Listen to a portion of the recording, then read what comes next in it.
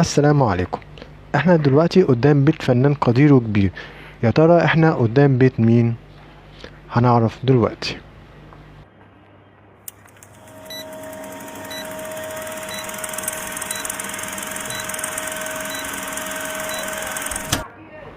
استمرارا في البحث عن بيوت الفنانين الكبار اللي هم أسروا الفن المصري، ولازلنا في منطقة شبرا.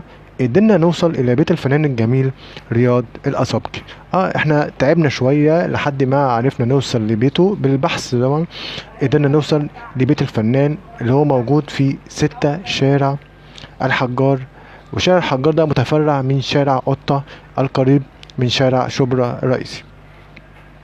واحنا بنصور الفيديو كان في ست جميلة كده قاعدة في البلكونة جنب البيت، وكانت بتكلمنا عن فنان رياض الأسبجي، وكانت بتورينا البلكونة اللي دايما كان بيقعد فيها رياض الأسبجي. وطبعا يعني هعملكوا سهم على البلكونة اللي هي قالت لنا عليه.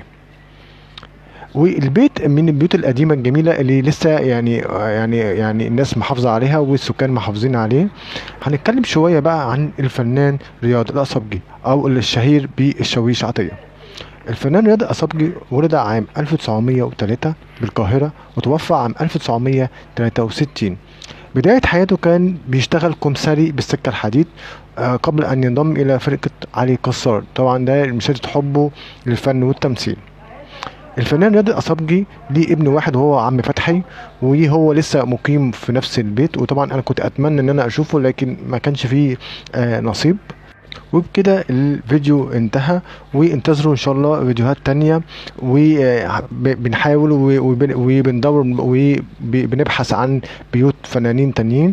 واكتبوا في الكومنتات لو انتوا حابين يعني اي فنان يعني نصور بيته، وان شاء الله نقدر نحاول نوصل للبيت بتاعه. وما تنسوش بقى الكومنتات واللايك والشير والمتابعة. شكرا.